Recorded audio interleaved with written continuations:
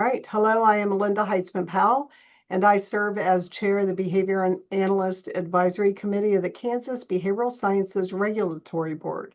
Today is Friday, December 12th, 2025. I ask the members of the advisory committee to respond to a roll call to signify their presence at this open meeting that is being held remotely by conference call and other electronic medium. Allison Bell. I'm here. Yay. Alec Bernstein. Present. Wes Dodson. Emily Kessler. Present. Pamela Neidert. Present. Pickwa Lamb Chestnut. Present. And Stephanie Wiley. Present. I note the following BSRB staff members are also present. David, did I miss someone? I'm here. Leslie Allen will be joining us probably about halfway into the meeting. Okay, so you guys are here. Next, David Fye will read a message concerning this meeting being held remotely. Thank you, Linda. This is David Fye, Executive Director for the Kansas Behavioral Sciences Regulatory Board. Public comment allows the public to address the advisory committee about any concerns, but the Kansas Open Meeting Act, or KOMA, does not require the advisory committee to provide public comment or answer questions from individuals. Individuals requesting to provide public comment could contact the Executive Director prior to the meeting by sending an email to david.fye@ks.gov. There will be no public comment at this meeting as no individuals requested to provide public comment. Because we are conducting this public meeting remotely, I state for the record the following information.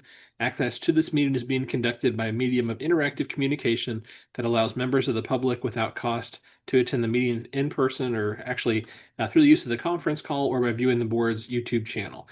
While the meeting is conducted remotely, the requirements of the KOMA are not suspended. Therefore, we will be conducting this meeting pursuant to the KOMA. On October 20th, 2025, we sent notice of the meeting to all individuals who had requested notice of such meetings. The notice was also posted on the board's website, ksbsrb.ks.gov. You may obtain a copy of the notice at that website. An agenda and other meeting material have been posted on the board's website and are available for review. You may also request a copy of the agenda specifically by sending an email to david.fye@ks.gov with the subject line request for the agenda, and it will be sent to you. The notice contains information for the conference call and YouTube channel that allows the public to attend the meeting free of charge. The notice also states that if we have any technical issues during the meeting, you may send an email to bsrb@ks.gov. A recording of this meeting will be available on the BSRB YouTube channel following the conclusion of the meeting by using the link to the meeting on the agenda. And the conference call line is live. I did check it before we got started. There's no one currently on the line, but if someone joins the call and introduces himself, I will let you know. All right, thank you, David. So the meeting is now called to order, and the advisory committee will begin its discussion of the first item on its agenda, which is an approval of the agenda. I approve. I can second that. Do you make a motion? Who seconded? Alex. I'll second. Thank Emily. you. All in favor, aye. Aye. All opposed, same sign. Motion carries. Our agenda is approved. The next item on the agenda is the approval of the previous committee notes. I'm sure you all have had a chance to review those in detail. I can move to accept. I'll second. This is Pickwa. Thank you. I have a second. All in favor of approving the notes from our previous meeting, say aye. All opposed? Motion carries. All right. Now, the next thing on our agenda is our executive director's report. And thank you, Linda. And before I begin, at the beginning of the agenda, it does allow the advisory committee to take items out of order as needed. I wanted to see if you would like our guest to do her presentation towards the beginning of the meeting. I know it was originally organized on the agenda to kind of have it linked close to the survey responses, but I wanted to see if you'd like that presentation to happen now or if you'd like it to happen later in the schedule. I'll check in with our guest, Summer. So what this would entail if we do not take it out of order is that David will give his executive director report. Then there will be 2 survey items that will review responses, and then it moves into the survey responses on the use of AI that our respondents in Kansas. I think that might be interesting for you, followed by your presentation. So if you would like to stay for the meeting, let me know. Yes, Linda. Allison? Sorry. My only concern is that we don't usually get through all of that all together in our 2 hours. It's been a while since we've actually gotten through all of that. And I would like to hear from Cass if possible. So could we do it out Absolutely. of order? I'm okay with that as well. David, do you mind moving your executive director's report to after we review the survey responses for artificial intelligence and practice, followed by CASP? That sounds great. All right. You wanted to talk Is about anybody opposed to changing the order of the agenda? Nope. All right. So moved. The agenda has been rearranged. Okay. So, David, are you going to be sharing your screen? Sure. So just kind of to frame this, we had provided a survey to all licensed assistant behavior analysts as well as all licensed behavior analysts in Kansas. And we've had a draft report that's been available for review. It's been posted on the BSRB website. And so the questions for today that we were going to be reviewing, I'll share my screen here and we'll look specifically at question 18 for this next part of the conversation. And this is on page 21 of the draft report. Question 18 for both assistant behavior analyst and behavior analyst stated, do you currently use artificial intelligence, AI, in your practice? If you do, in what areas do you use AI? So there were 3 licensed assistant behavior analysts who answered the question. 2 of the respondents reported they do not use AI in their practice, and 1 reported using AI in practice. No elaborations were made for any of the 3 answers. For the licensed behavior analyst, 68 LBAs answered the questions. We have summary information of their responses here on page 21. But if you're looking for the full responses to the open questions, those were found in appendix number 17 on page 51 of the draft report. So of the 68 individuals who answered the question, 49 LBAs indicated they do not use AI in their practice. After providing that response, some respondents mentioned being open to learning more, while others reported needing more guidance and having privacy and security concerns. 13 LBAs reported they do not use AI in practice. The following list was reported AI tools, or actually reported areas of AI use. So for the ones who did use AI, they said they used it primarily for assistance with emails, scheduling, brainstorming, note-taking, social media purposes, policy guidance, and documentation. So those were the responses that we received to the AI question. In the past, when we've gone through this discussion on questions, we've asked members of the advisory committee, in looking at the summary information and also the open field responses in the appendices, did anything strike you? Was there anything notable when you reviewed that information, or do you have thoughts on this survey question in particular? So I'll turn it over to the members of the advisory committee. Feel free to unmute yourself and share any thoughts you have on the survey responses to this question.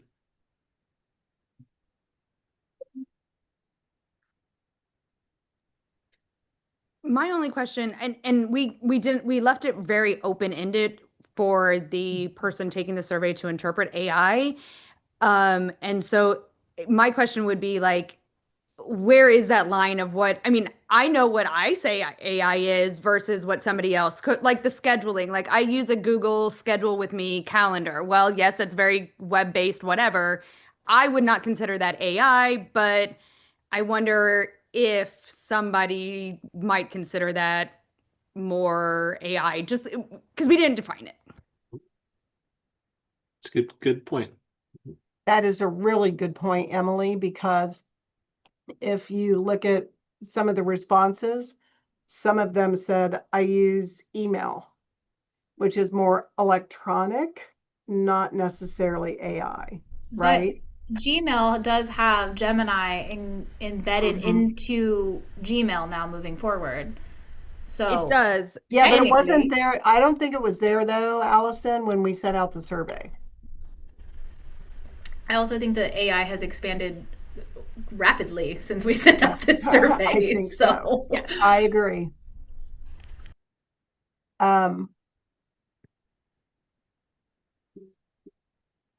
I think for me in my role here, right, here at my place of employment at the University of Kansas Medical Center, they are already using AI as note takers,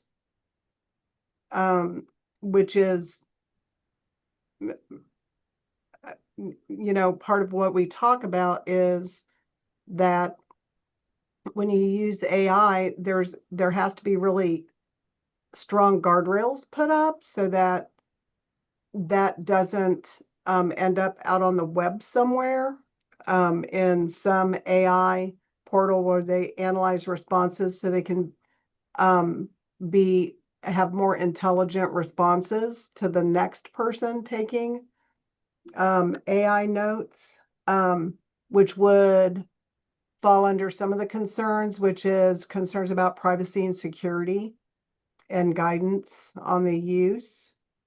I think this one person says, I use AI in too many ways to mention. Somebody said they use it in generating teaching stimuli. So, which is interesting. Note writing, documentation. One of the things that we stress here is that you have to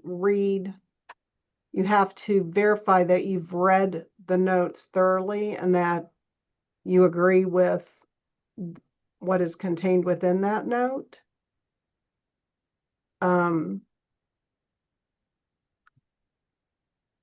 Is there anything else that you guys saw that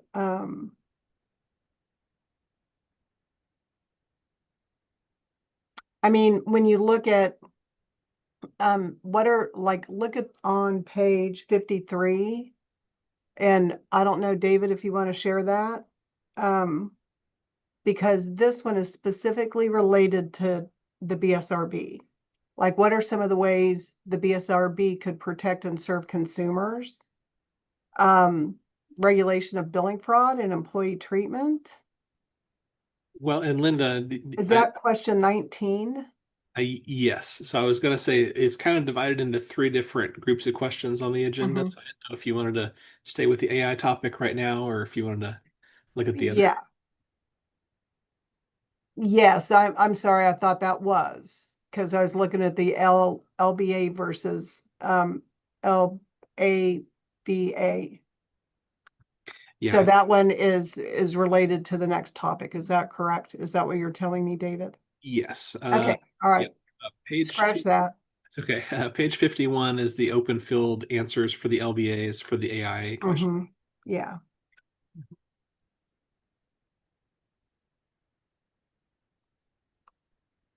No, I think the comments that are reflected here are very similar to what we're seeing with other professions. Yeah.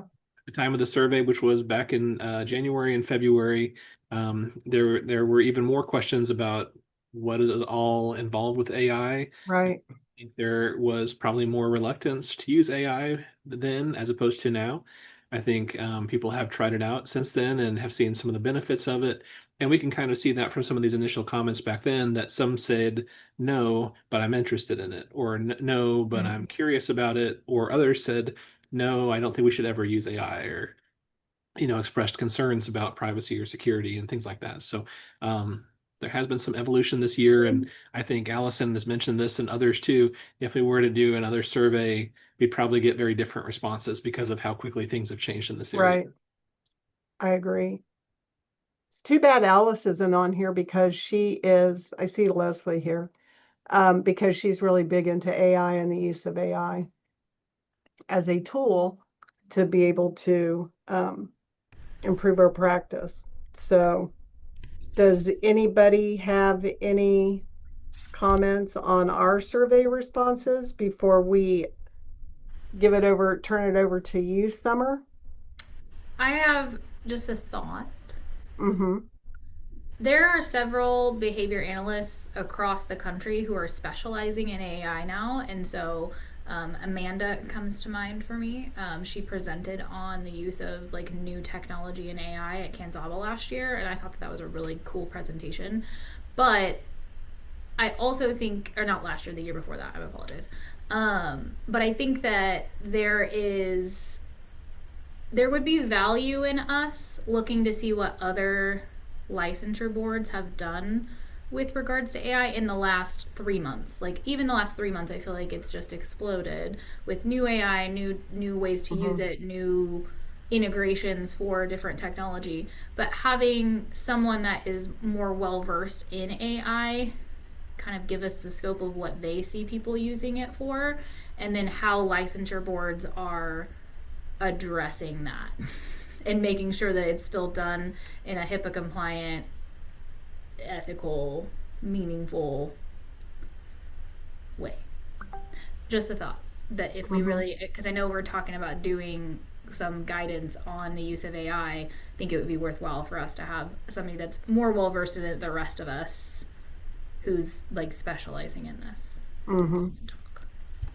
Yeah, so Allison, I think that's a really good idea. I think having Summer here to get that national perspective from CASP is that first step, right? Thank you, Summer. I can't say thank you enough for being willing to jump in at the 11th hour, 11th and 59-minute hour to be able to be present. I appreciate that. It really is a burning topic, and it's probably one of the most salient topics in our, not just our field, but healthcare in general currently.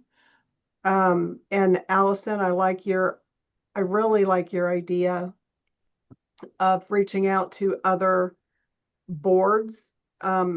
David, how many other composite boards do we have in the country that I just thought that you might have that number on top of your head that govern behavior analysts? And I'm not sure how many. I don't know if we have the data on that to know how many independent boards there are. I know Nevada is independent. CASP, you might know it. Summer, do you know if CASP has that information? CASP does have that information. It's not specifically my area, but I will reach out. There's a person that I can tap on the shoulder to get that information fairly quickly.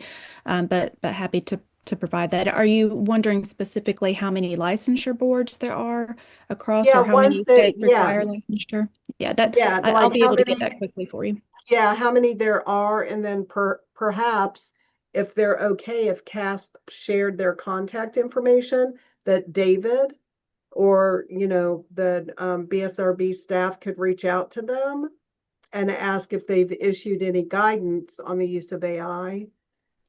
What I can do is also do an introduction to Mariel Fernandez. That's who would have that information regarding sharing.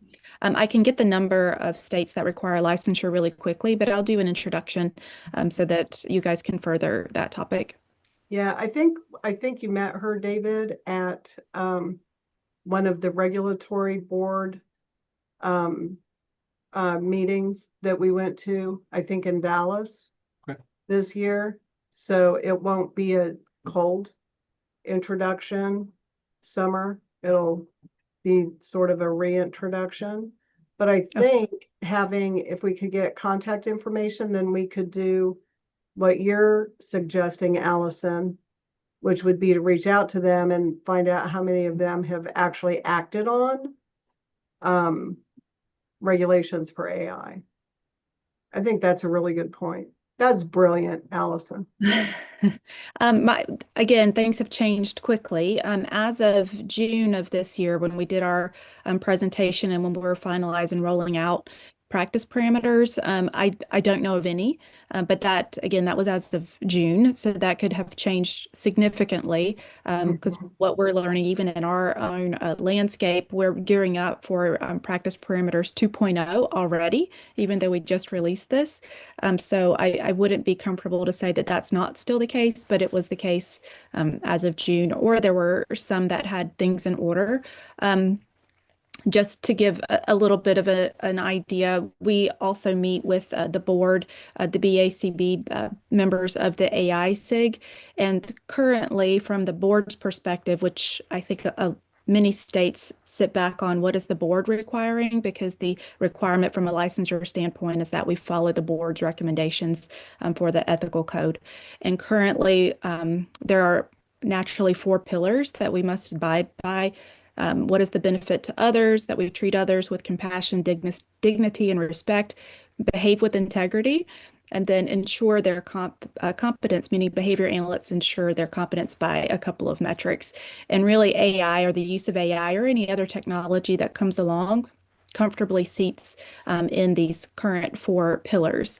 So just to give a little bit of color there, but as I said, I wouldn't be comfortable saying that there's not something in place for other states. Just when we were doing research, and it seems like June wasn't that long ago, but for AI, to the points being made here, that might as well have been 19th century, right?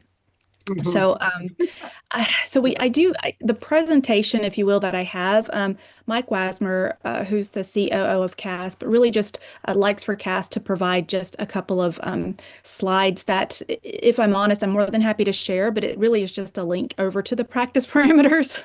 So I don't know that it's a presentation that would be incredibly helpful.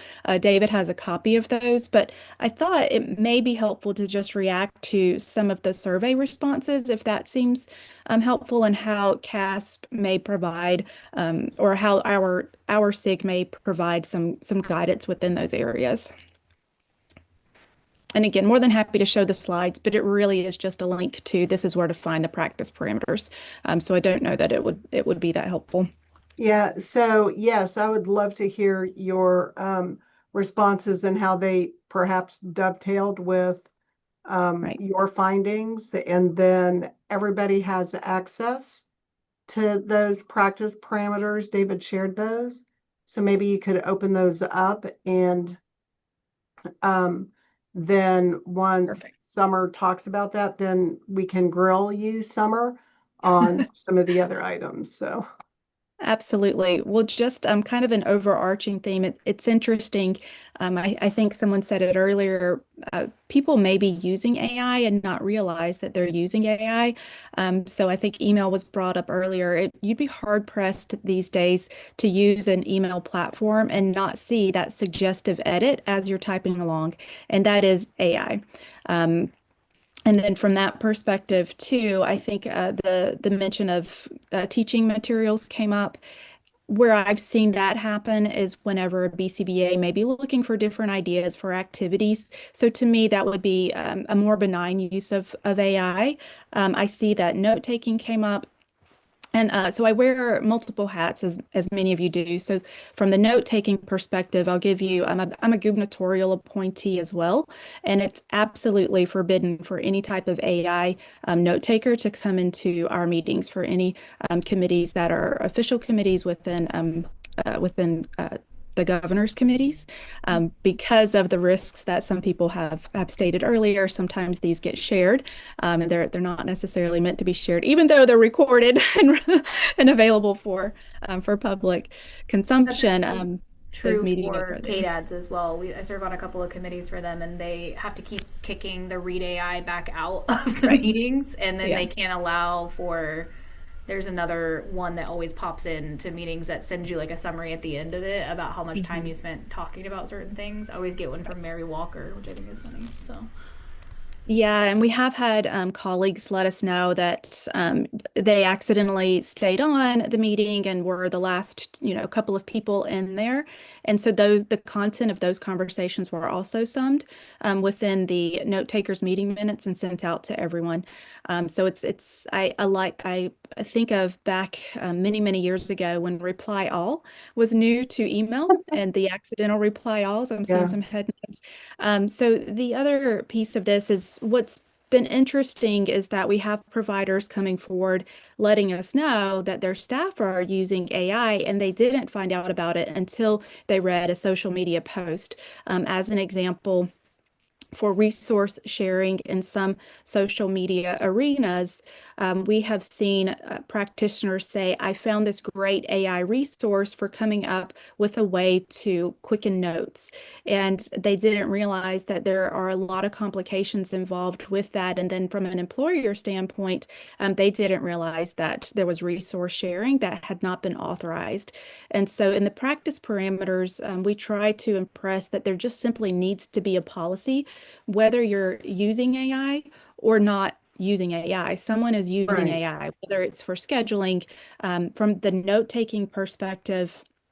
At my organization, we have a business associates agreement.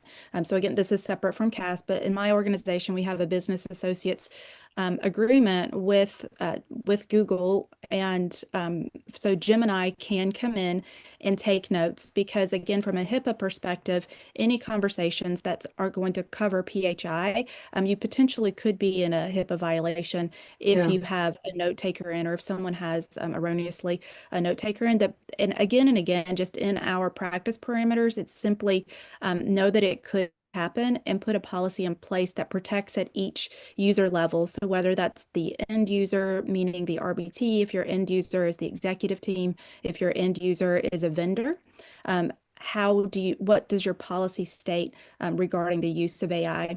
And coming soon are going to be specific vendor questions and a lot of questions around data security and how an organization's data are used to potentially retrain their model. And can you opt out of that? The other piece that we try Summer, to improve. can Yeah. I jump? Will Yeah, you for sure. entertain questions now? Oh, Or do yeah, you want us to absolutely. hold it? Okay. Absolutely. So, from what you just said, would the recommendation be, and maybe recommendation is a stronger word than you want to use, but from a professional perspective, everybody that is operating clinically out in the field should consider developing an AI policy now, whether or Yes, not anybody within their company is known to be using AI, exactly. right? Exactly. You I don't want think to that's find a out on great social idea. media. Yeah. Yeah. And I am comfortable saying that we actually just did our, I think it was webinar 2.0 for exactly this topic yesterday. And that's the exact guidance that we're giving is have a policy in place. And perhaps your policy is as simple as don't use it. But if that's the case, then to go through, but you have to help people understand how they may be inadvertently using it. And I'll give this other example that came up, and it's actually an incredibly sensitive topic, and especially for Medicaid that requires a visitation stamp, so a geological stamp. If you're using devices that are tracking your movement, such as Life 360 or even something that's built into your EMR, could you then potentially be in a PHI or HIPAA violation, your watch? I always use this example. If I'm missing, ask my teenage daughter to find me. She will be able to be a better resource than the FBI. And it's because of AI. We have a lot of location sharing going on in my home, but one of the things to consider is should we turn those things off whenever we're going out into the field and visiting clients, because it does give that specific location. However, the opposite side of that coin is, well, for safety reasons, should we then leave it on? But it's just give those things consideration and where we may not realize that we are using AI, we're likely using AI. And so examples and non-examples are really important within those policies. And of course, we always say have your attorney review any policy that you put out, but that's, of course, that's going to be recommended with any policy put out, whether it's AI or anything else. The other things that I heard are around documentation. That's a real big hot topic because as part of this, the procedure for publishing the practice parameters, we met with many vendors and we asked them some of the questions that we'll be publishing soon. How are our data protected? How do customers opt out? How are your models trained? Where did the subject matter expert come in to the loop, which is referred to as the human in the loop? How did that happen? But the other piece of this, we did have some presentations where a session note could be generated based off the data that were recorded for that session. And then we had some vendors actually video the session through the use of AI and then generated a note that way. Yep. And so it's important to understand how that's happening and where the documentation is coming from.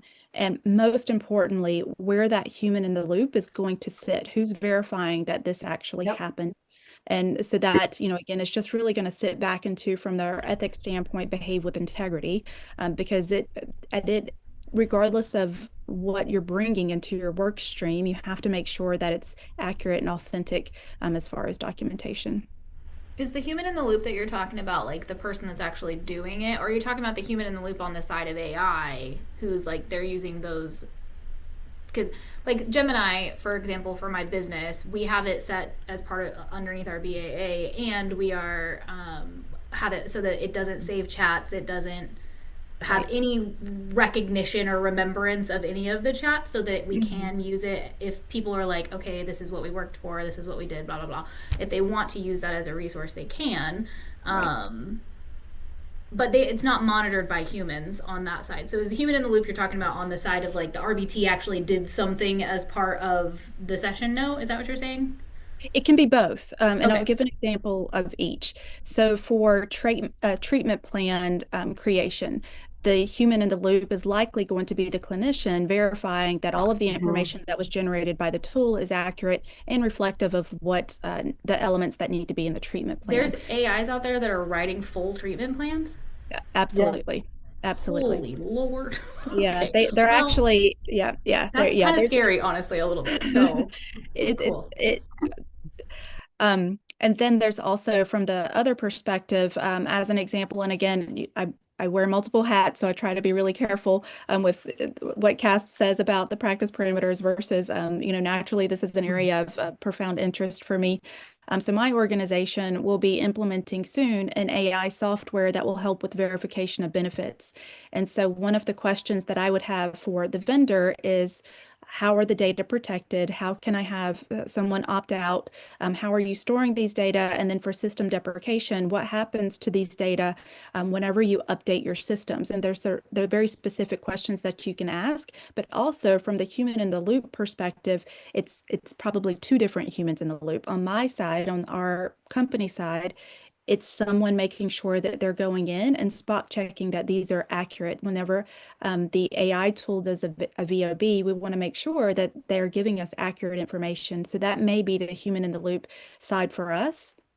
And then an additional human in the loop for the company. And that was a question that I had when you have, as an example, you have a primary and secondary insurance. Do you have a human in the loop verifying that that coordination of benefits is happening? And then most importantly, too, whenever you're seeing errors, where are those errors being reported? And then is that feedback or error reporting part of a feedback loop to help retrain the model? And so to answer your question, it could actually be multiple humans in the loop. And so that feedback loop, those where it retrains the model, could potentially be the fail point It could, and that's Right. actually in our practice parameters. We talk about inherent bias, and we want to make sure that part of that feedback loop is it's not just correcting, specifically for some AI tools, they had to go in and make sure that it wasn't just correcting the tool for one specific demographic of people because they had more responses from one demographic of people or other. So how does it control for bias in those situations? Not with the verification of benefits. That one felt fairly safe and straightforward. Right. To use. So that felt like low-hanging fruit for us. But yeah, exactly. So that feedback loop, if an error was noted, to make sure that whatever error is being reported doesn't go back into the retrain. So a question that I have, because we know that confabulations happen and hallucinations, and ma'am. so what percent of I would argue for 100% of session notes are reviewed for accuracy, but what do industry experts recommend? I think we just leave it up to the individual organizations. There's a scenario, though, there are certain EMRs that do 100% of review, but we have small providers too that they just simply don't have that type of manpower to review each and every note, but they do a cadence of spot checks based on where a person may be within their career path at the organization. You're brand new, you're going to have more, you're seasoned, it may be on a different type of audit cadence. But we actually, in the practice parameters, to your point regarding confabulations and hallucinations, we tried to, and this was a passion project of mine, the glossary. We have an annotated glossary versus a traditional glossary because we wanted to provide examples of all of those different types of language that may be used. 2 years ago, if you asked me to come in and do this, I wouldn't have been able to come in and do this with competence. However, this is probably almost has been more difficult than my dissertation to try to catch up with AI and its use. And so the examples that we have in our annotated glossary for the practice parameters provide hopefully an applied usage of a specific area of AI that a behavior analyst or assistant behavior analyst may come into contact with. So, so it would be based on an individual company's algorithm. For example, as a technician, for 3 months, AI generates my notes. I check them out and verify 100% of my notes. And if in fact I note that there are minimal changes, then you would implement a change in practice so that then 75% of the notes are reviewed and then 50, like a titration, because we gain more confidence in the particular AI system that we're using. Something So, along those lines. I'll clarify a little bit. I think if you have an AI tool that's able to do 100%, that would be gold standard. But I was referring more to if you have a human in the loop that's responsible for that review process, then potentially there could be a tapering of the audit there for that human that's in the loop, not necessarily for your AI tool.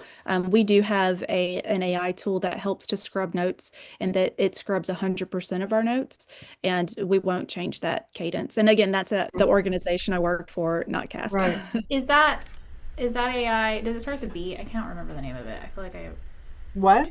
I didn't the hear one you. that scrubs the notes, the 100% of notes. What is that? I'm happy to connect with you offline about specific vendors, but Okay. from a CASP perspective, we try really hard not to mention specific vendors so No, it that's doesn't okay. show partiality.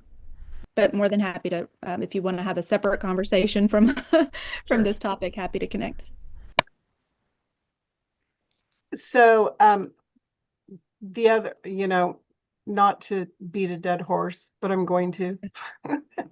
I would argue that prior to AI, 100% of my techs and 100% of my consultants are responsible for generating documentation. Mhm. And so it just seems to me that as a recommendation to come out is that you make sure that you're reviewing a sufficient number of your, Right. because ultimately, I'm going to pick on Allison because you're in the middle of my screen. You are liable Right. for 100% of the notes that you are using to bill insurance companies. And if something has been confabulated or hallucinated and is included in those notes that is not accurate, you're now Right. eligible for recoupment. Yeah. And at some point, if it's Medicaid, you could be charged with Medicaid fraud, right? Yeah. If you're Absolutely. And submitting again, that it's our perspective to just make sure that your policy addresses that. And then also, the onus is on the provider. There Yeah. is there I in the presentation that we did, there was an AI tool that was used in detecting a heart defect. And in this particular presentation, and I hope that I'm not butchering this because it was my colleague Rebecca Womack that was providing this information, but the defect was not detected by this AI tool, and the circumstance of that was that the patient died, but the onus was not on the AI tool. It was Right. on the hospital or the individual provider that was electing to use that tool. And that is clear currently across the board that the onus is on the individual provider, which is why, while we want to help support our field with leveraging technology as responsible as possible, again and again, we want to impress upon people that it is ultimately the responsibility of the organization. As my company is implementing the VOB benefit, if we rely solely on AI and don't check it out, perhaps there wasn't a benefit in place, and that's not the patient's responsibility. We provided those services erroneously. Linda, I think part of this too is that going back to each organization having a policy, I think what we're talking about too is using the guidance from CASP and using some of these other guidances to be able to help guide people who are not as technologically savvy. And so like some people may not even understand that like this is a new technology. But I think part of that is like for my organization, my team, we tried Rethinks AI specifically, and it sucked. It was terrible. It was so bad that I actually told them that they could keep it because it actually made session notes longer for my staff than it was for us to not have used it in the first place. And so my staff are all vehemently against AI. I have an interest in it, but if it doesn't help improve things for them, I'm obviously not going to use that. But even in addition to that, the thing that we kept from our transition to that was that my lead staff and my supervisors are now doing session note audits at least weekly for every single staff for every single kid, so that we can keep an eye on the ways that their notes have transformed based on AI. And so I think that that's part of that guidance is like we don't have a good solid foundation of what those numbers, what those percentages, what those audits, what the formats and things should be. And I think CASP has done a really good job of sending out the like templates, right? Like the billing note templates and those things, which I still need to do that training. But I think that's a good start, but it doesn't get us to this technology standpoint where like I think almost all of the EMRs now, or the data collection systems, are doing some level of AI in their data collection as well. But I mean, Nikki can also support that the Rethink one was terrible. It did not do what it said it would do, and it made their session notes so much longer. And it made them so much longer and so much harder for them to follow up with. But I think the point of this is that the guidance that we're looking for is starting to get formed. We just don't have enough yet for like true guidance to those that don't understand the technology. Which I think to emphasize that point, one of the boxes in the CASP guidelines says, as at the writing of these guidelines, most healthcare funding sources don't address AI for service delivery in their ABA policies. It's unclear why, but regardless, ABA organizations shouldn't assume that payers will permit or reimburse every use of AI by practitioners. And it's somewhat the same thing when similar to when telehealth or Mhm. Zoom came about, right? People were using it for distance delivery. There was no guidance. And then insurance companies started denying, and then it became a thing, right? So I think that needs to be addressed as well. And probably, and I didn't get through this all the way, Summer, but does it talk about, did you guys address whether or not if there's a session note that's generated by AI, that that's part of the documentation? So what we try to have this first version be very zoomed out.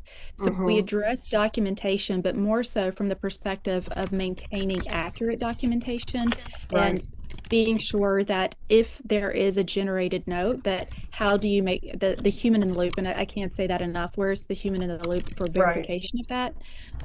So again, this one was very zoomed out. We did have, we actually had a vendor do a demo for us, and it was actually interesting because anything that was AI generated was highlighted within the notes, so it did help with identifying the bits that that AI may have added. Now, again, you have to have a verification process to make sure that the highlighted parts are actually aren't hallucinated, or if there's not I guess would more appropriately be a confabulation because of other details that could potentially be there that they would pull together erroneously.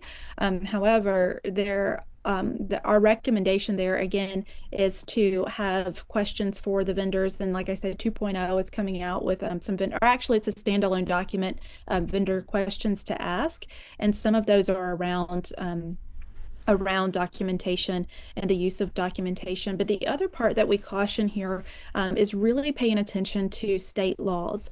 And in Texas, we're beginning to see several come out. At the time of our presentation in June, there were actually fairly few, and now there are over 100 different pieces of legislature that across the country are coming out. And in Texas, they're very specific on allowing the option for your clients and patients. And it's not specific to behavior analysis, but it's talking about AI in general for its use in healthcare. That there's an opt-out piece, and for an organization, that opt out may mean just a referral on. And that depends on how an organization is set up. If you're set up to only use, as an example, AI for your scheduling needs, then there might not be an opt-out opportunity for your client. Or could your client just opt out of specific pieces? They're okay with the scheduling. They don't want it to touch their note generation. But it's the transparency piece, and how are you using AI within your practice, and being sure that that's disclosed in a transparent way for the consumers. Does anybody else have any questions for Summer while we have her valuable time? I don't necessarily have a question, but I do have a different form of AI that I wasn't aware of either. I actually had a family that has signed up for something called Citizens Health.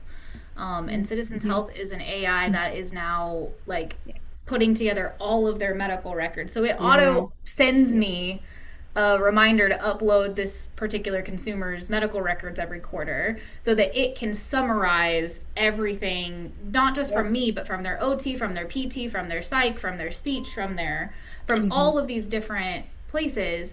And it surprised me, honestly, knowing this family that they wanted that, but it is very helpful for them because they do have so many specialists. And so I think that's something that as providers, we also need to be aware is probably coming down the line, that not only can we use it on our end, but like the families are going to start using these things to stay informed as consumers. Yeah, I've contacted Citizens Health as well, and it's we're actually and again, this is separate from CAS, but in my organization, we're adjusting our release of information to reflect some nuances that are specific to medical records being used for the purposes of training AI or however they're going to use it. And it gave us pause because we want to thought, okay, well, do we upload it here, or do we give it to the families and then they can disperse it as they like? And so you're exactly right. And it did also give me pause, but I was like, it says that, like, I mean, they signed a release with Citizens Health to request that information, so I have to make it available to them. Yeah, so yeah, you're spot on. It is just it was a surprised me because I was like, that's actually brilliant, especially for these more like this particular consumer has some very complex needs and other medical things outside of autism. And so it's, in my opinion, it's smart as a parent to like have all of that kind of just summarized for you of like, here's what the last 3 months have looked like. But it's also scary a little bit because now, I mean, they have all of that information on like, and who is they? That's my biggest thing is like, who is they? they? Who has the information? Maybe Allison, we should add that to our vendor questions. Who is the they? Who Yeah, is the they? I Where- think that's what is a the great they? question to add, Right. right? Who is the they? And Who is the they? Jay Bazart and I here at developed a chatbot so that Of the course you did, because did you systems- do that in your sleep, Linda? Of When course, did you do that? yes. How? And because systems are so challenging here in Kansas, as I'm sure they are everywhere, that if you're on the IDD side, they don't know what's available on the mental health side and vice versa, right? And so we developed this chatbot that's got really specific guardrails around it. So it doesn't go out and scrub the whole web. It just looks at identified. So if any of you get a request from me that says, what are some of the resources that are available in your community that we can add to our resource database? It goes to the resource database first, which is under our control, and then only specific state-run websites to be able to get information. But not everybody out there is like that. And so I think the who is they is really It's a really core important. question. Yeah, Yeah, of course. I Yeah, think of that's a course. core question. I was just going to end on this because I was trying to find it. A directive came from the military that we've just been made aware of, and we were told that we're absolutely allowed to share it. But it was around the use of AI within the military, and there's a specific, and some of you, if you're part of a military family, there's a specific military AI, and the directive to the employees or the people who are in the military, I'm losing my word there, Yeah. was learn it and use it. That's the expectation. And I was thinking, I'm going to start putting that in my SOPs, right? Learn it and use it, and be competent in it. And that's going to be it. But it's it's incredible the widespread use of it. Which is funny about the military because back when Furbies came out, I'm a like part of a military family. We were retired from the military. Mhm. They wouldn't let Furbies on base, Mhm. right? I Because remember that. yeah, do you remember They could that? report, It's just yeah. I like- think I remember you telling me a story about that many years So ago. now use it, lose it, right? That's right. That's right. Yep, Learn it, AI's use here. it, and be competent in it, right? Like Yep, that's it's my new here. SOP for everything. So Well, anyway, Summer, I can't say thank you enough for being willing to course. jump in and let us know what's going on nationally and how we might be able to look at it and incorporate it into some of what we're doing here in Kansas. Yeah, and please do reach out, and I will reach. Oh, the number actually was 37. Mariel said 37 or 38 states currently have licensure boards and or require licensing. I don't know if that means that they also have. I could make an assumption that that means that they also have a licensing board, but it's 37 to 38 off the top of her head. Okay. But perfect. I'll make Thank that you. introduction. Yeah, thank you. Thank you for having me. Yeah, bye. Bye bye.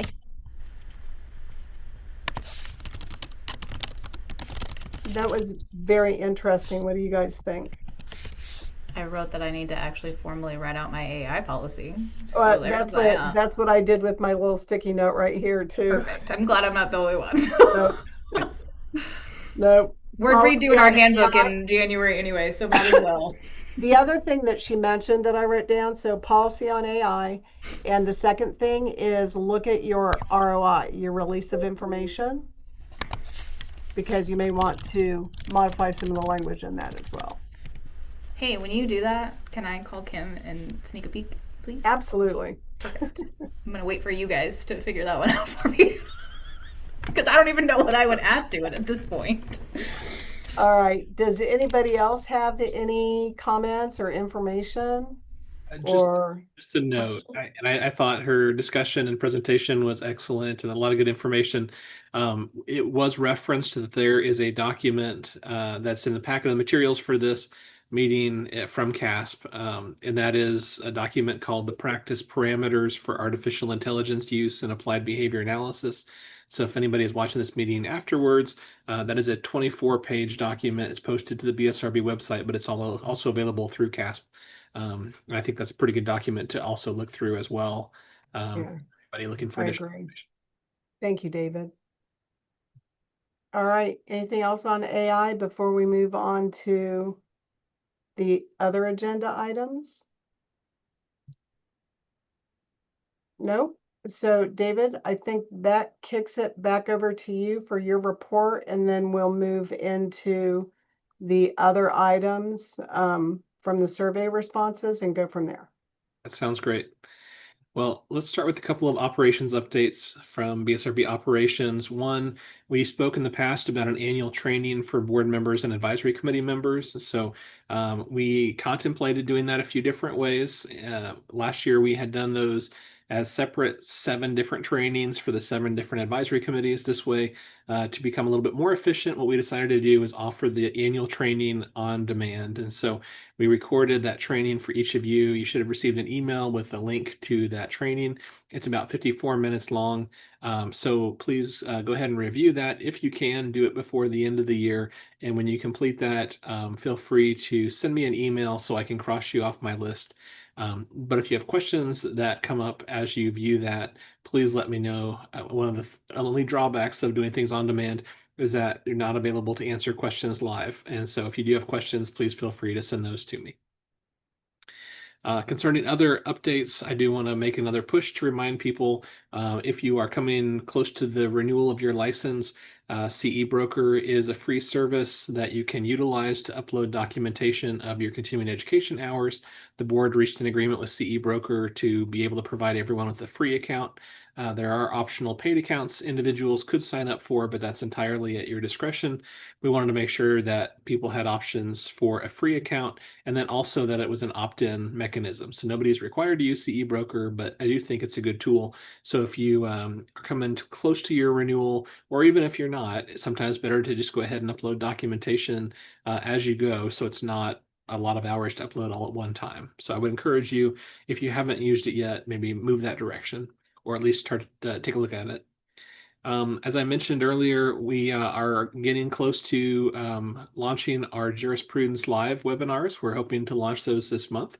We've been looking at different technology and testing a few of them out. I think we're close. And so we do intend to have those as quarterly webinars for each of the professions, talking about some of the requirements for licensure and some other things relevant to practicing in Kansas. So we will have more information forthcoming, but I think we're close to launching those, and I'll have some dates available for you sometime later this month, hopefully. The board recently made a decision to begin requiring background checks for licensure. In part, this was influenced or motivated by some of the recent multi-state compacts for some of the professions that Kansas has joined. All of them have a background check requirement for individuals to practice under these compacts. What the board determined to do was begin to require background checks for new applicants for licensure, and then also to allow an opt-in mechanism. So if individuals are currently licensed, they would have the ability to get a background check. This may help qualify them to practice under a compact, but anyone who's currently licensed is not required to go back and do a background check. So we don't have a date yet for when this background check will begin. Part of it is that we've been working with our licensing vendor to build something into the system to be able to track who all has had a background check and when they did, and if there were any issues. And then part of it too is we're getting some language approved in the regulation to make sure that we have a clear process to do the background checks. And so people can, follow the right process to work with the Kansas Bureau of Investigation to get the fingerprinting done. And then our staff also needs to be trained to be able to access that information in the system. So information should be forthcoming. We are hopeful to start that as a requirement sometime in early 2026. But also some of that language is likely going to need to be approved by the Department of Administration, Attorney General's office, and then a special committee that approves temporary regulations. We're hoping to follow it up with permanent regulations as well. So more information on background check requirements in the future, but the big takeaway is nobody who's currently licensed will be having to go back and do a background check unless they want to opt in. And Emily, I said you have a question? Yeah, I do. My question is like for me, I'm also I'm a licensed teacher, and so they've been doing background checks for years. So like if I have already been fingerprinted through that, would I, as a new person or doing this, would I need to do that whole process again, or can I use the fingerprinting that I had through my teaching license? It's a good question, and we've asked this too because we understand some individuals may have done fingerprinting as part of their education, if the schools require it, or a part of becoming hired in a new job. Unfortunately, the information can't be shared between Right. those things, so there has to be a separate background check. So these would be new background checks. Unfortunately, we can't share the information. Okay, thank you. Yeah, that's been my experience, is you can't share it across to organizations. I do have a question. Is this going to be for all professions under the umbrella of the BSRB? Yes, That was my question. So, for new applicants for all right. license. Okay, perfect. Only Thank you. new applicants, David, or Yeah. all like when we go to do our renewals, we'll have to do this. No. Okay, because I was like, wow, that's gonna get spendy quickly. Yeah. Yeah, the cost of it I think is $53 or $57. Listen, But it's times not are hard. going to be a requirement for existing licensees. There will be a mechanism because some will actually choose to do this voluntarily because under the compacts, you do need to have a background check as a condition of licensure. So that's been something we've been working through, but it won't be a requirement for anybody who doesn't optionally choose to opt into it. So, Yeah. at least for non-new applicants. And we'll have a date when that's going to begin here once we get that language approved and the training happens, everything else. And then just a last operation update here. The survey responses, and the reports that we've been looking at, those have all been in draft form. Our goal is to have those all converted over to final reports by the end of December. And so when those are posted, we will let you all know. Our second goal is to have our comparison report at least in draft form by the end of December. So we've talked about we want to finalize each of these individual 7 reports, but then also we want to have a comparison report looking at some of the similar questions across professions. So our goal is to have a draft report for that by the end of December. And then that should be available for the board to review at their first January board meeting. And then not too long after that, we hope to convert that over to a final report. But then we can kind of at least close one of the phases of these survey responses and then have those available for, I mean, they've been on the website as draft form, but we want to convert that to a nicer product for distribution and everything else. So David, given how fast the tech changes are occurring, by the time it's published, our survey is going to be how old? A year? Well, it kind of depends on the profession. We did survey responses for behavior analyst for January and February of 25. Yeah. Social workers were pulled, I believe, in June and July, or maybe July and August. So for that profession, it's going to be about 6 months. We do plan to do more surveys in the future.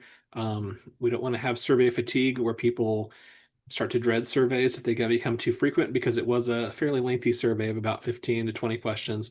But we think we can do a full survey maybe once every 3 years, but we could do a targeted shorter one if we want to do That's something. what I was thinking. Well, moving next to some legislative items, just to let you know, the item right now for the BSRB that we're focused on at the beginning of the year, they generally have budget committees that review the agency budget submissions. We don't receive any money from the state general fund. We operate based on the license fees that we receive, but we always ask the legislature for a limit in the appropriations bill of how much we can spend based on our available funds. And so the legislature did approve a limit for expenditures in fiscal year 26 and 27 last year. We requested the same amounts they had already approved, with one exception. The legislature did put in a pay increase for state employees that started in 26, but because of a weird budget quirk, The legislature only put it in for fiscal year 26, but didn't continue that approved expenditure for 27. So it's essentially for agencies like the BSRB being treated like a one-year bonus, which was not the intention. So it's more of a technical correction. But if you see anything about that, that's why it's not directly the approved amounts from last year's legislature. But otherwise, no increases above what we were approved for last year. The legislative budget process did change a little bit last year, or maybe a lot, depending upon your focus on that topic. In the past, there's sort of been a cycle where agencies submit budgets statutorily by October 1st, but it's requested by September 15th. And then the Division of Budget under the governor's office reviews those. By law, the governor makes a budget recommendation and report the first week in January or second week when the session starts. And then the legislature historically has used that as a starting point for appropriations bills. But the legislature last year decided to use a different process. And even though the governor is still required to put together a budget and make recommendations, nothing prohibits the legislature from starting to review agency budget submissions earlier. So last year, they had some special interim committees that met in the fall, reviewed agency budgets. The same thing happened this year. They didn't make specific recommendations per agency, but they did get a jump start in terms of reviewing that information. So what I am hearing is that the legislative session will go very quickly this year, like it did last year. Waiting to see exactly when we will start to have budget hearings, but I do expect they will go very fast. And I'm not sure if this process will remain in place after this year, or if it was something that they were just trying to see if it would make improvements, but we'll kind of hopefully know more in future years. I do always try to keep you informed of items from most recent board meetings, and the full board did meet on November 10th. The board is continuing to work through the unprofessional conduct recommendations, looking across those items across all 7 professions, and trying to see if the language can be standardized for all the professions. The board has been going item by item for several of the last board meetings. And I do think based on the pace of the board's work on those items, probably there will be at least 2 more meetings where the board will be making more recommendations as they go through. And then after that, all that language will need to be approved by the Department of Administration, Attorney General's office, and ultimately we'll be able to put it out for public comment, but we'll let you know when we get to that phase. The other notable update from the board meeting in November, the board has a complaint review committee that reviews complaints against practitioners with the assistance of legal counsel. Historically, the members of the complaint review committee have been 5 board members, and that has been expanded to 6 board members to allow more board members to serve on that committee. And the new board member who's on the committee is the board chair, David Anderson. So the CRC has been expanded to 6 members, and so it'll just be 6 members going forward. And then before I end my report, I do want to say it's been 5 years now that I've been executive director for the BSRB. Started in November of 2020. And I just kind of wanted to take a minute just to reflect on a few of the changes that have occurred since I started working for the board 5 years ago. Some of these have been very visible changes. Some of these have been behind the scenes. But I thought it would be helpful for some of you, especially if you're new to the advisory committee, to kind of get a little bit of the history of some of these changes. And it also sometimes points to things that we're still working on that are in the pipeline. So in November of 2020, the board had recently moved to a new licensing system. And they moved from an access database, which was historically how the agency had maintained the licensing information, and they had moved to a system called My Licensed Office. That system was an improvement, but it does have limited functionality. And so about a year ago, the board approved the agency to move under the state's enterprise licensing system. And so we are now 1 year into a 2-year process of moving to a new licensing system under Acela, which will allow for things like online applications, better integration of all the payments and different things like that. So we're really excited about moving forward in that area. We've also created a new payment portal on the board's website over these 5 years to allow individuals to make payments on things more securely and electronically. We moved staff away from desktop computers to laptops and designed a remote policy so individuals could work from home more productively. We changed our website. You may recall the old website that was on Sitefinity, and we redid our website through Granicus and added more functionality for mobile users and also for individuals wanting a clear path towards certain things.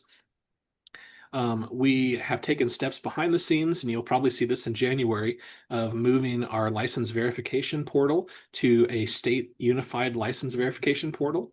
This is one of the things that passed in a bill a couple of years ago, but there will be a website now that individuals can go to and type in someone's name, and whether they're licensed by the BSRB, Board of Healing Arts, Board of Barbering, it'll tell you what Perfect. they're licensed under. And so that'll be a helpful tool. So we've done a lot of work on that. We've been testing that. You'll probably see that officially unveiled sometime in January. We've also revised our document retention schedule here in the office, and I don't know if you've had experience with something like that, but it involved a lot of work behind the scenes. By making some reasonable changes, we were able to clear about 40 tall file cabinets of information from expired licensees and transfer that to the Historical Society for archiving, which freed up important space. And the reason that's important is because when I started, there were 9 employees with the BSRB, but we've expanded the number of licensees we've overseen by thousands over the years with no increase in staff.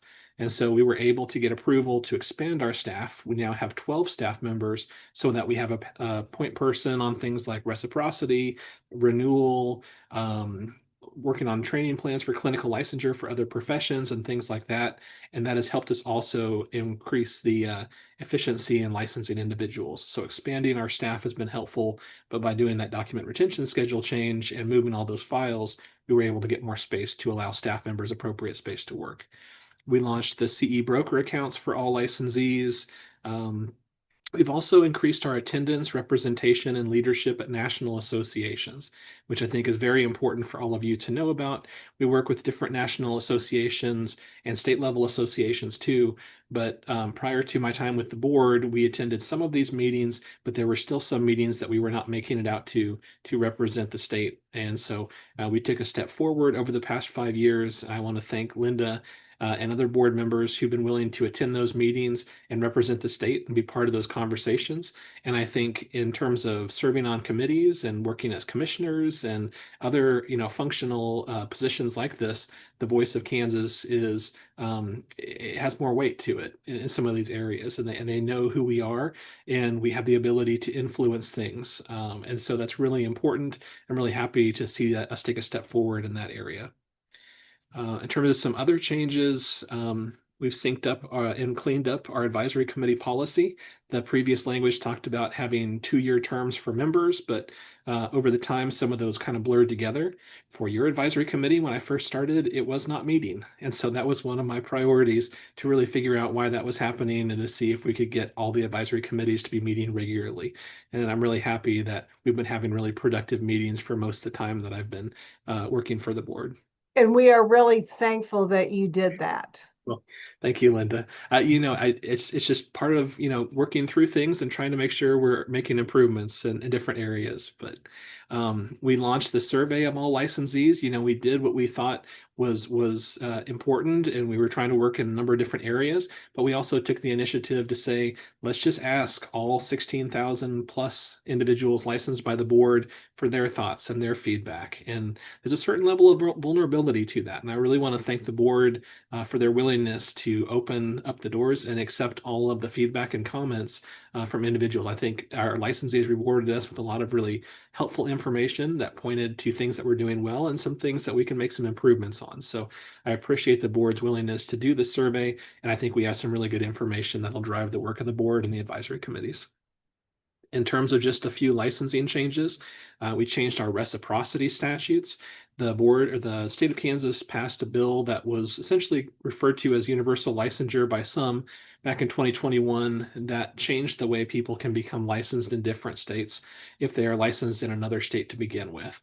And it was primarily targeted to help military members, military spouses, but the final version of that bill also included individuals that live in Kansas or intended to reside in Kansas.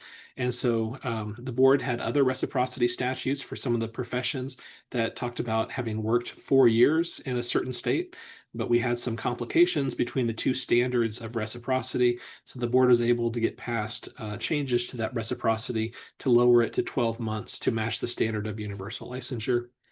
We were also able to get language put into statute to allow individuals the option to request 3 months of additional time if they were coming to the end of their license period and they hadn't been able to finish their CEs because of an extreme condition. And this is a limited way that we were able to keep people licensed, but it's a really important way because we've had some individuals who basically said, I would love to stay licensed. I would love to continue to practice, but because of this extreme situation, I've had to take a step away. I want to maintain my license, but I don't want to lie on the renewal and say that I've done hours I haven't done. And so because of this, we've been able to help some people get approved, and then they can renew their license and stay licensed. And so it's been a big benefit. We were also able to incentivize individuals in a lot of professions to come back to the professions after they had stepped away. For some of the other professions, if someone allowed their license to expire, they could reinstate their license, but they needed to essentially have all of the CEs from a past time period. We were able to get put into law a special 6-month temporary reinstatement license that for the other professions, they were able to work temporarily under that temporary license if they pursued it while they finished their hours. And then once the hours were completed, they get their license fully reinstated. Also for other professions, if someone had been away for at least a year, they were able to come back for half the cost of what it previously cost to get their license reinstated as a motivator to help with workforce on that. For some of the professions, the educational standards talked about individuals coming from an accredited program, or if not, they had to meet certain requirements and have certain coursework physically at the schools. But with the expansion of online programs, some of the schools couldn't meet those requirements. So we opened up definition of in residence for a lot of the professions to allow individuals from online schools to meet our alternative requirements for licensure more easily. We were able to sync up the time period for a lot of professions that have temporary licenses. The timeframes were different, the costs were different. Now they're all 2 years and $50. So it's very affordable, and it's also synced up.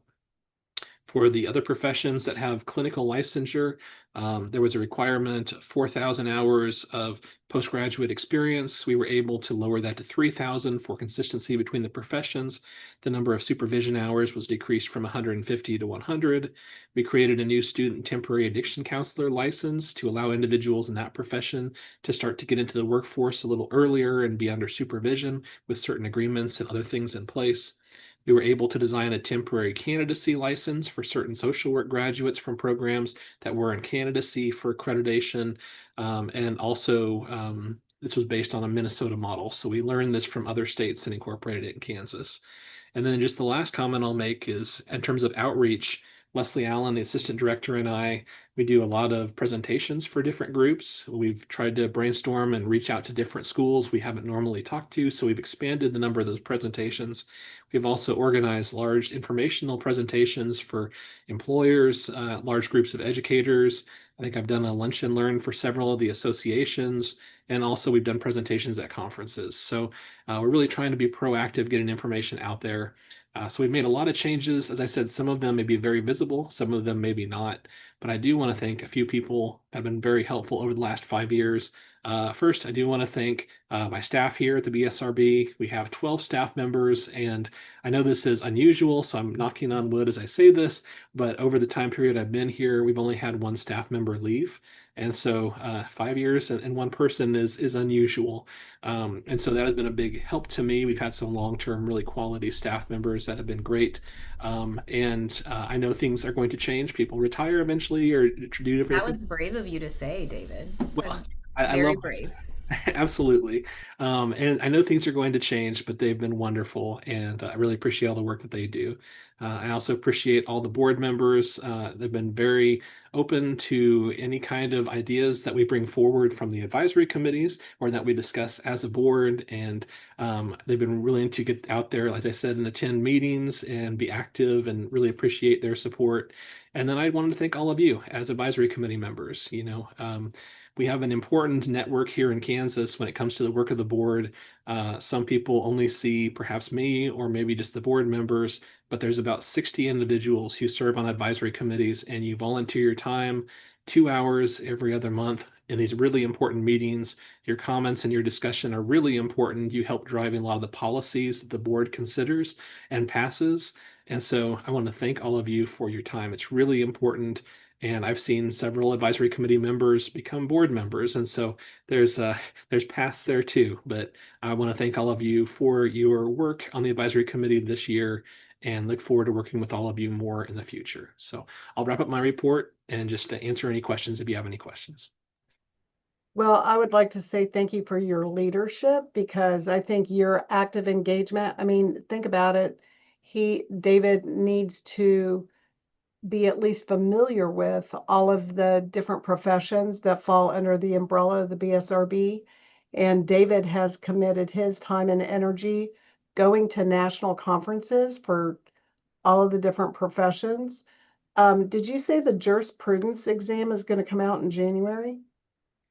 We are hoping to launch those jurisprudence webinars Uh-huh. later this month. So we hope to have Okay. information on that. So I'm really excited about that, because he had an idea when he went with me to APBA.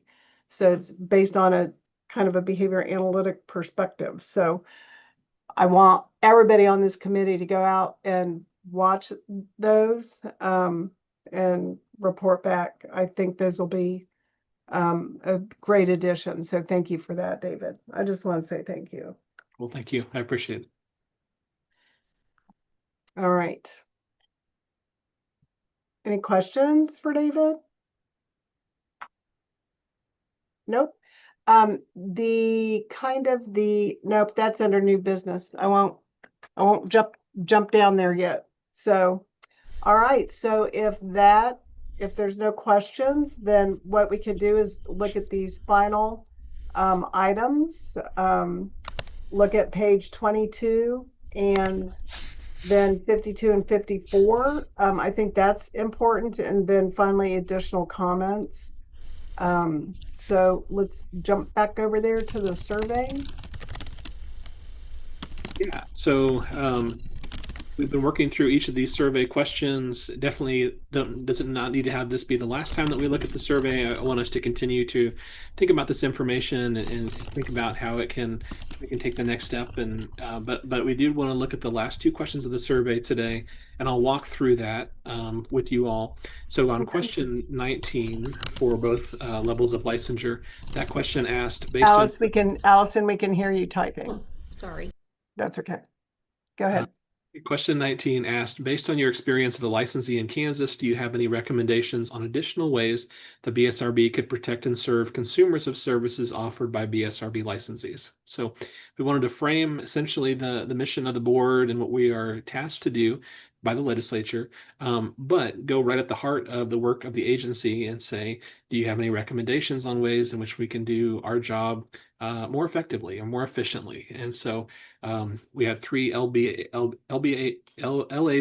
respond and to answer the question. Two individuals indicated having no recommendations. One individual recommended spontaneous check-ins at practices to ensure that practitioners are in compliance with regulations. For the LBAs, 68 LBAs answered the question. The full responses can be found in Appendix 19 on page 53, but the summary information on page 22, 26 of the LBAs indicated having no recommendations to provide. For individuals that highlighted items, some of the information and the topics highlighted were give more severe consequences to licensees who commit ethical violations, expand licensure, add a behavior analyst to the board, align BSRB and BACB renewal cycles and continuing education requirements, inform people on how and where to file a complaint, restrict behavior analyst services to those provided by licensed individuals, and offer continuing education, particularly in the areas of risk assessment and suicide screening. So yeah, and I think that one's interesting. So in order to talk to a group of behavior analysts for our recertification for the BACB, the CEs that we have to follow specific guidelines, right? It's got to be if it's independent learning, it has to be somebody approved for CEs. But I think it's really important that we become familiar with risk assessment and suicide screening in Missouri in particular. they require CEs in suicide in order to be licensed in Missouri. And it's really hard to find any behavior analytic content in those areas or people that offer CEs. What do you guys think about, I mean, I'm spitballing this here, having maybe some of us or approaching people who are ACE providers so that to put together topics, presentations on topics like this, that could we then, David, host them as part of that CE broker, or list them on our website, or how could we do that? That's a good question. I have to look into that a little bit more. But I'd be happy to do that. I Yeah, don't want to speak out for Kanzaba, but we'd also be able to help with that. Yeah. We have our professional development committee is trying to restart our smaller CEUs because we are in a place that we can do that now. Because they don't typically make any money. In fact, we lose money on them quite frequently. And so I think that that's something that Kanzaba would be happy to have a discussion about as well. I think that's good, because I know you guys probably get them. I'll get notification that says approved by the APA for continuing ed. So, you know, like when we're looking at ways that the BSRB could serve and protect the public in Kansas, one of it, I think part of that would be maybe if we had an avenue to be able to offer some of these outside the norm CE opportunities to our behavior analysts that would then also count towards the BACB certification because they're offered by ACE providers. I would say that school-based BCBAs would appreciate the suicide and risk assessment, because KSDE has a mandate for suicide and bullying prevention that a lot of the BCBAs kind of fit in, but yet it's a little bit foreign territory for a lot of us. So having some CEs and learning opportunities around that would be very helpful in my general opinion for school-based. Yeah. David, am I allowed to? I'm not promoting. I'm just giving information about our upcoming Kanzaba. I think information is fine. Perfect. Yeah. Okay, our topic for our Kanzaba, this is new for you guys. Nobody else knows this. Yay. Is collaborative care, and we're actually going to have an SLP BCBA who's presenting and is going to be able to provide both types of CEUs, which I'm really excited about.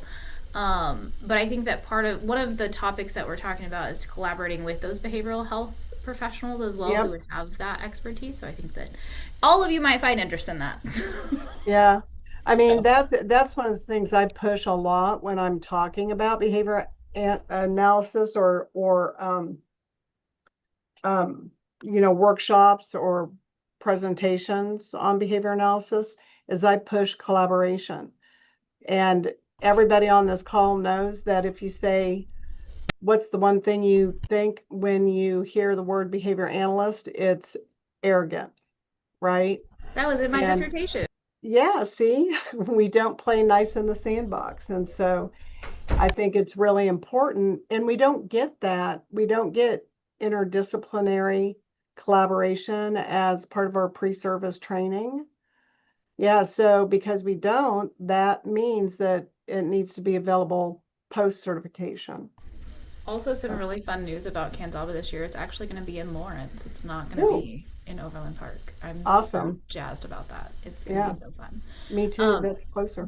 But I mean, the other thing we're talking about doing, we are going to have a pre-conference CEU with a really exciting presenter because we couldn't get them to get all the way here. So we're going to do a telehealth one.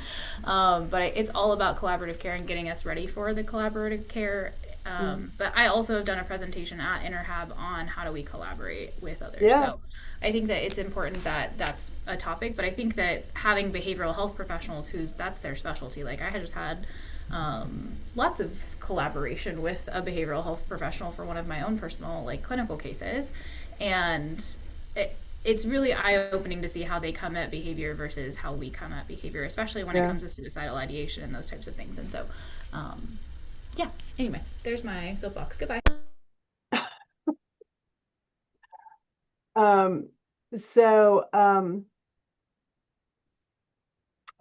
Part of the summary is legislative, which we have, which is adding a behavior analyst to the board. That's part of the recommendation that's going in with this legislative cycle, David. Is that correct?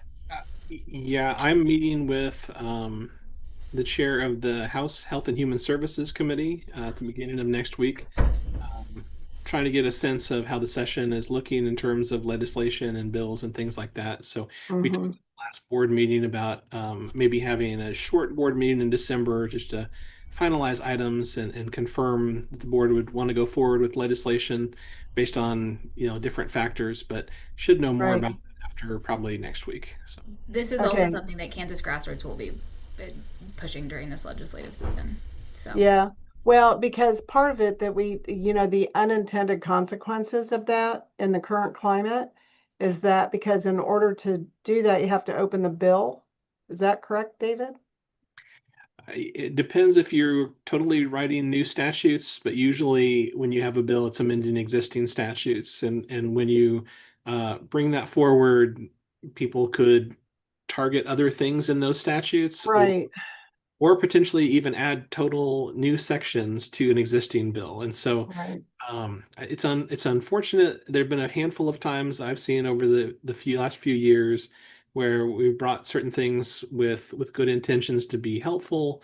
And I know that other people have different values and different priorities, so I don't want to be too critical or too dismissive, but some of the things the board really valued were removed, and other things that really created some challenges and required further bills to clean up in future years were added. So there's always some risk and danger when you open up the statutes. So Yeah, so just a case in point for you guys, for psychologists, you used to have you had to have 6 CEs in ethics, right? And so the request to the legislature was that 3 of those had to be on DEI. Yeah, and when it went in there, of course, they scratched the requirement on DEI, but they didn't put the 3 back in. So in effect, what ended up happening was they decreased the number of CEs and ethics that psychs needed from 6 to 3. Basically, is what happened. and this was for even more professions too, because there were 3 hours of ethics and then 6 hours in diagnosing and treating. Yeah, that's what it was, diagnosing and treatment. Sorry. And it was sort of a trade-off because the board didn't want to require too many hours in specific areas and limit the choice. The bill had a change of 6 hours to 3 hours in diagnosis and treatment, and then the 3 hours in cultural diversity training. But then the legislature said, we're going to take out the cultural diversity training, but we're going to keep that as a decrease of 3 hours in diagnosis and treatment, which the board was not in favor of independently. Right. That is, you know, you lose control when those things go in front of certain committees. So yeah. So just to be aware and always keep in mind the unintended consequences of any sort of advocacy for a particular change. So, or recommendation.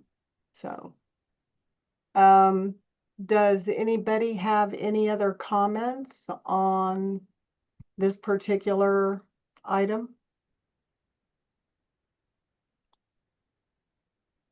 if not, I could move to the last question on the survey. Okay. Question 20. And that question said, do you have any other comments or feedback you think would be helpful for the members of the Behavior Analyst Advisory Committee of the BSRB to receive when evaluating possible changes to the statutes and regulations for the behavior analyst profession? That's on page 23 as a summary information. And 3 LIBAs answered the question. They didn't have any additional comments or feedback. For the LBAs who responded, 38 LBAs answered the question. The summary information is on page 23. The full open field answers are in Appendix 21 on page 56. 25 of the 38 respondents indicated they did not have any other comments or feedback. Of the comments and feedback that was provided, it was frequently reported that adults with developmental disabilities do not get insurance coverage for services. It was also reported that insurance reimbursements need to be increased. Additionally, licensees recommended aligning BSRB and BACB license renewals and continuing education requirements. So what that tells me is that we have a group of behavior analysts out there that don't really understand what the BSRB does, because we're not engaged in insurance reform. What we are is the regulating and overseeing the practice of behavior analysis as a clinical service in Kansas for the protection of the public. Right? And Linda, I think this is something we've seen across a few different professions. Is And it? Yeah, what it tells me is that I think we can take another step forward in terms of trying to put out more communication and clarify sort of what our role is and what limitations we have. We're not opposed to increased reimbursements. We want professions Right. to be a good healthy profession. It's just outside of what we have control over. We're a Right. 12 employee regulatory agency, primarily in charge of licensing and investigating complaints. But perhaps this can be good information that we can share with other partners around the state, because this is kind of the difference between a regulatory board versus a professional association. We always do presentations and we say, regulatory board is created by the legislature. It exists primarily to protect the public. And then an association, sometimes created by members of that profession, and exists to enhance or promote the profession. But then there's other purposes that both groups have that often have things in common and can work together on different things. And so we've done some work this past year to share information, which I think can be helpful for reimbursements.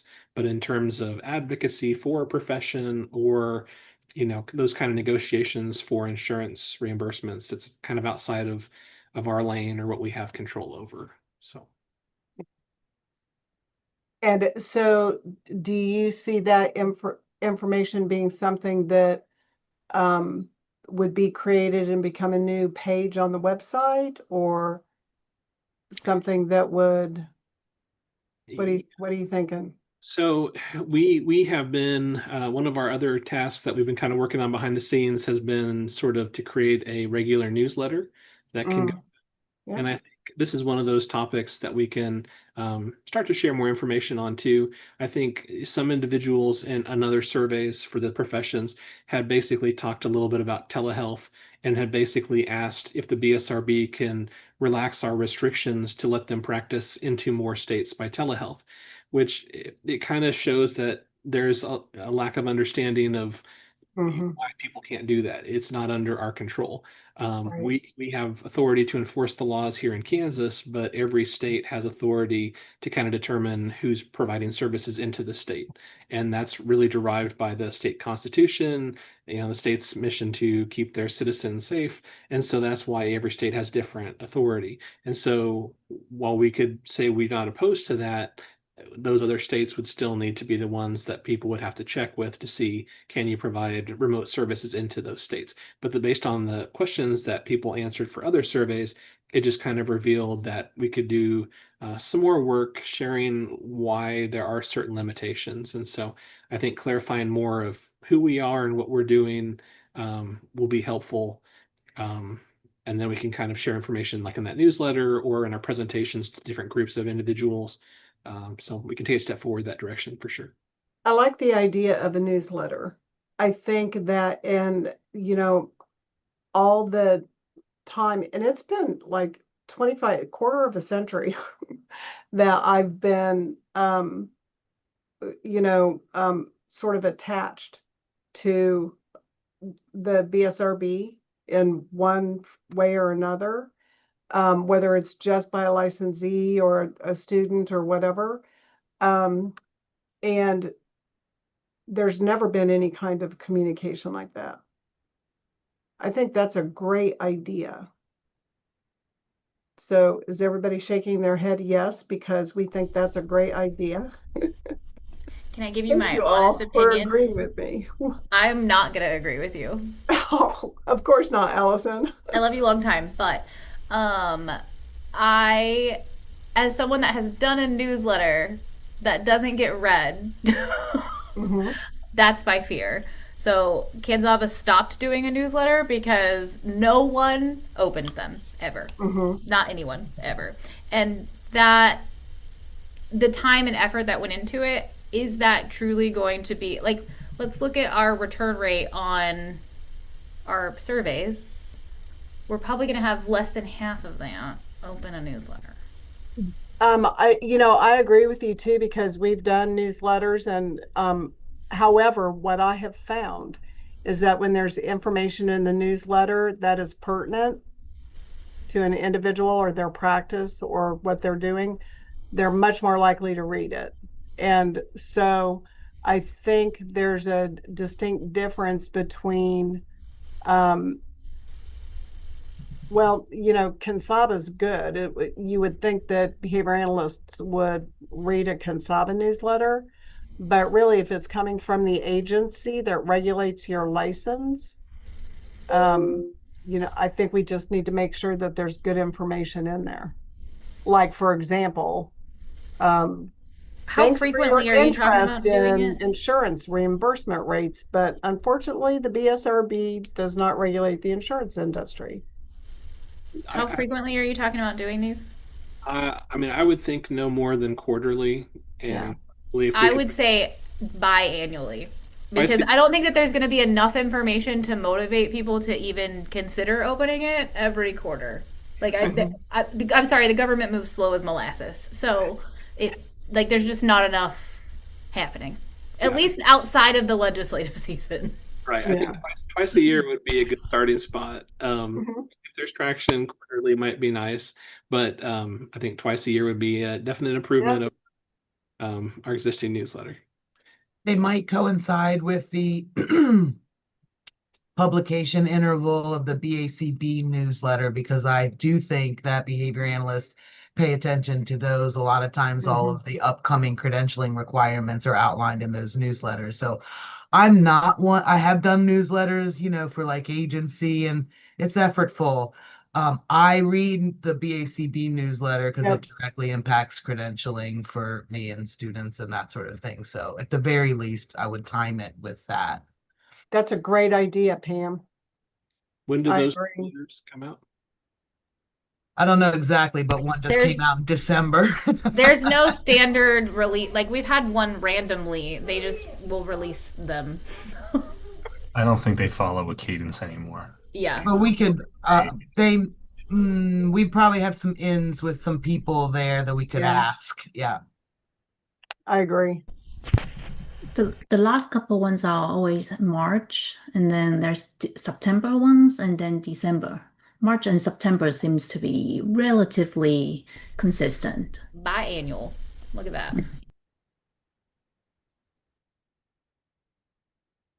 Thank you. Well, if there's no other comments on the survey question, I do want to thank you all for your work going through these questions and providing feedback. I think the next question probably is, what do we do with this information now that we've kind of walked through some of the questions? And I think probably be thinking of, as you've been walking through these questions during meetings, have you kind of circled things or started things to come back to? Because some of these things could be projects for the advisory committee to work on next year. So maybe be thinking of that for discussion at the next meeting in February, as far as how can we take some of this information that's really good information from the report and then use it to kind of, because it's good to have good data, but then how do you transition from having the data to having it lead to work of the committee? So. Thank you. We have 10 minutes left. We have continued discussion on regulation of artificial intelligence, which may fall under new business B, discussion on topics for 2026.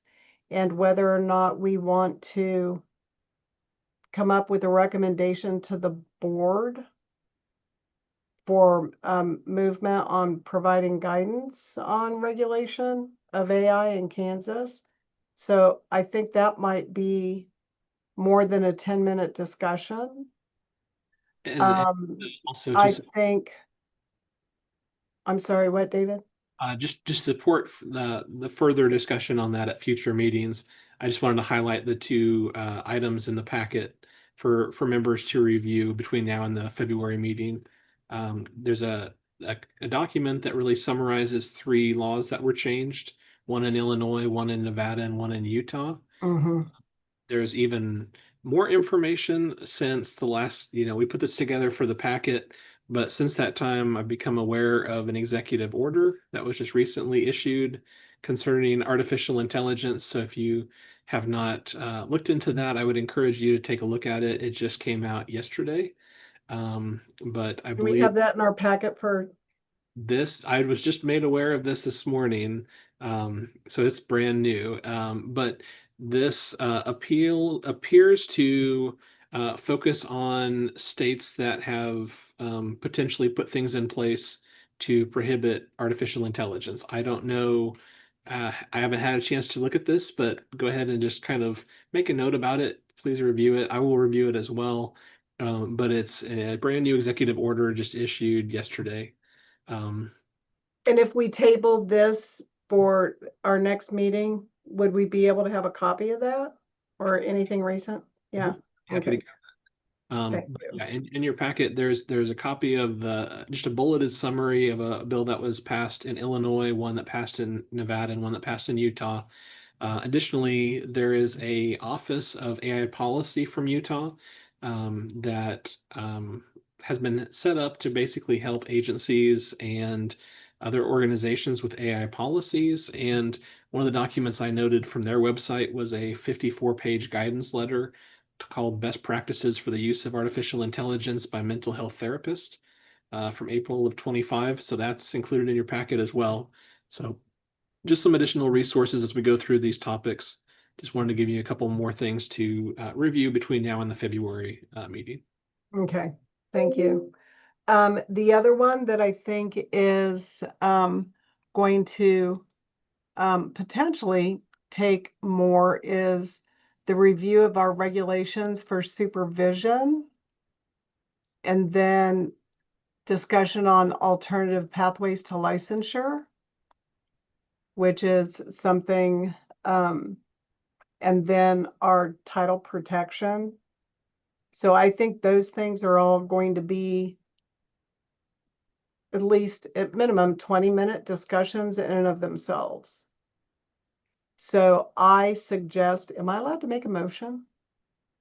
Do I have to make a motion to move it? No? Okay. We could take items out of order. So Okay. So what do you guys think? Are you guys good with that? Yeah?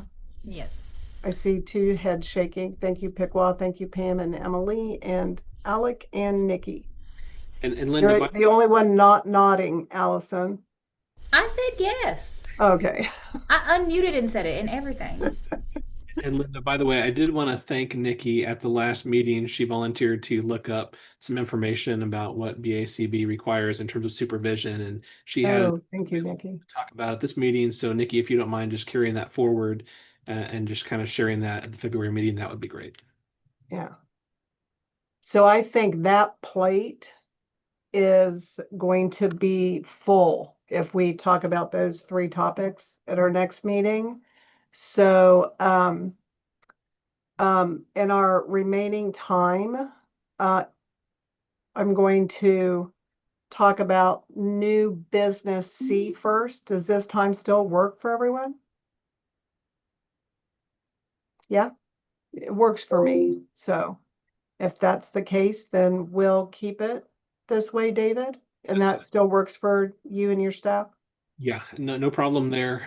I'll have our staff members go ahead and start to schedule the meetings. So keep an eye in your email the next week. We'll send out calendar appointments with the dates, basically the second Friday of the month, every other month from 1 to 3 o'clock. Okay, perfect. Thank you. And then topics for 2026. I think we have, at least a couple of minutes that we can start talking about that. Like for number one, continued AI supervision. I would like to add to the docket the collaboration with other professions and how do we help behavior analysts do that, because I've went down too many rabbit holes of SLPs and OTs and PTs really vehemently disliking our science because our professionals are not collaborating. And so how do we help those professionals do that? Again, why our Kanzaba topic this year is collaborative care, but I think in general that's something that we need to have on the. It's going to crush our field if we don't. I agree. It's already helped create a caustic environment out in the wild. Correct. A lot of animosity. Yep, lots of it. So so that would be good. A question maybe then for discussion is if we talk about these different things, then what? What I don't want this committee to do is talk about these and come up with really good ideas and suggestions and then just have it sit, because we're not doing anything with any of the recommendations that we might have. Are there any items on the docket to the newsletter for dissemination? Right, that's one.